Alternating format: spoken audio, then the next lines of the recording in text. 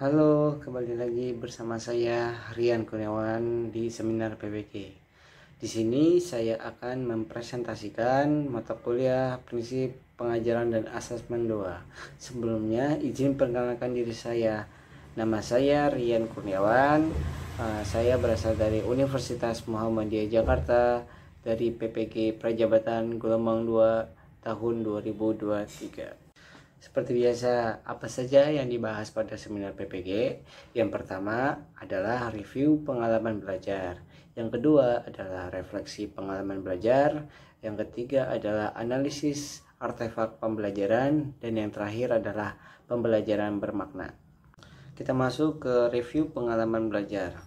Modul mata kuliah prinsip pengajaran Asesmen 2 ini disusun bertujuan membekali pembaca tentang memahami karakteristik peserta didik, merancang pembelajaran dan asesmen dengan pendekatan teaching at the right level dan culturally responsive teaching hingga memaknai hasil asesmen yang telah dilakukan.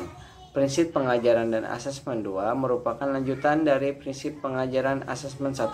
Pada semester ini, komponen praktik lebih banyak di mana pada mata kuliah pengajaran dan asesmen 2 akan sinkron dengan pelaksanaan praktik pengalaman lapangan kedua.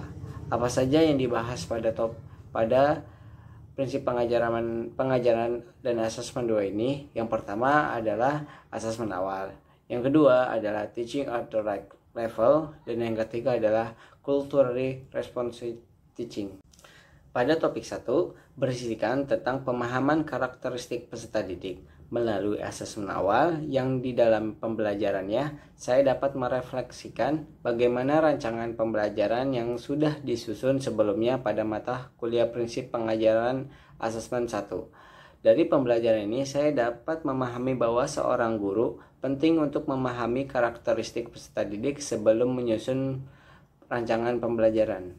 Pada topik kedua, berisikan tentang pendekatan teaching at the right level pada perencanaan pengajaran dan asesmen, yang di dalam pembelajarannya, saya dapat menyusun rancangan pembelajaran dan asesmen yang berpihak pada peserta didik dengan menggunakan pendekatan TAREL dan menerapkannya dalam proses pembelajaran di kelas.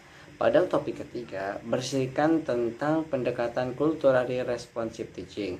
Pada perencanaan pengajaran dan asesmen yang di dalam pembelajarannya, saya memulai dengan mengevaluasi rancangan pembelajaran pada topik sebelumnya. Apakah sudah sesuai dengan pendekatan CRT dan berpihak pada peserta didik atau belum? Selanjutnya kita masuk ke pembahasan yang kedua, yaitu refleksi pengalaman belajar. Ketiga topik yang sudah saya pelajari dari mata kuliah prinsip pengajaran dan asesmen 2 ini dapat terjadi karena dapat sangat penting sebagai seorang calon guru untuk dapat mengetahui karakteristik peserta didik melalui asesmen awal dan kemudian menyusun rancangan pembelajaran dan asesmen menyesuaikan dengan hasil asesmen awal tersebut dengan menggunakan pendekatan pembelajaran yang berpihak pada peserta didik seperti pendekatan TAREL atau CRT, serta mengevaluasi dan merefleksikan keseluruhan kegiatan pembelajaran yang sudah dilaksanakan agar nantinya sebagai seorang guru profesional mampu melaksanakan pembelajaran yang berpihak pada peserta didik. Selanjutnya kita masuk ke pembahasan yang ketiga, yaitu analisis artefak pembelajaran. Artefak yang saya cantumkan pada kegiatan ini merupakan kumpulan-kumpulan tugas-tugas yang sudah terselesaikan pada topik 1.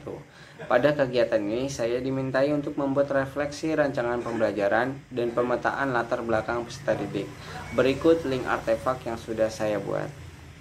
Indonesia is the most beautiful land in the universe. The land where we were born. The nation where we grew up. So many colors that live together in peace. With a million timeless treasures. With an abundance of natural wealth. Indonesia is not just wonderful.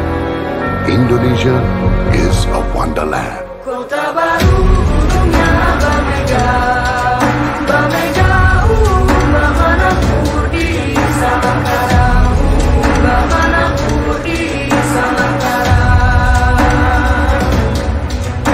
Mengapa saya mengambil artefak ini? karena dengan melalui kegiatan rancangan pembelajaran dan asesmen, menelaah kesesuaiannya, serta melaksanakan proses pembelajaran dan asesmennya, saya dapat mempelajari dan mengidentifikasi setiap keberhasilan dan kendala yang saya alami selama melaksanakan pembelajaran, sehingga kemudian saya dapat melakukan evaluasi, refleksi, dan menyusun rencana tindak lanjut untuk selalu menyusun dan merencanakan pembelajaran yang berpihak pada peserta didik agar memperoleh hasil pembelajaran yang memuaskan.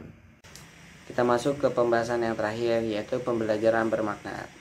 Pembelajaran bermakna yang saya peroleh setelah mempelajari mata kuliah ini adalah saya menjadi paham dan mengerti bagaimana menyusun rancangan pembelajaran dan asesmen yang berpihak pada peserta didik, yaitu dengan terlebih dahulu melakukan asesmen awal untuk mengidentifikasi karakteristik peserta didik, kemudian melakukan pemetaan dan menyusun rancangan pembelajaran dan asesmen menyesuaikan dengan karakteristik dan kemampuan peserta didik, menggunakan pendekatan pembelajaran yang berpihak pada peserta didik seperti menggunakan pendekatan teaching at the right level dan culturally responsive teaching. Sekian presentasi dari seminar PPG pada mata kuliah prinsip dan pengajaran dan asesmen 2 ini. Saya akhiri, kurang lebih mohon maaf. Wassalamualaikum warahmatullahi wabarakatuh.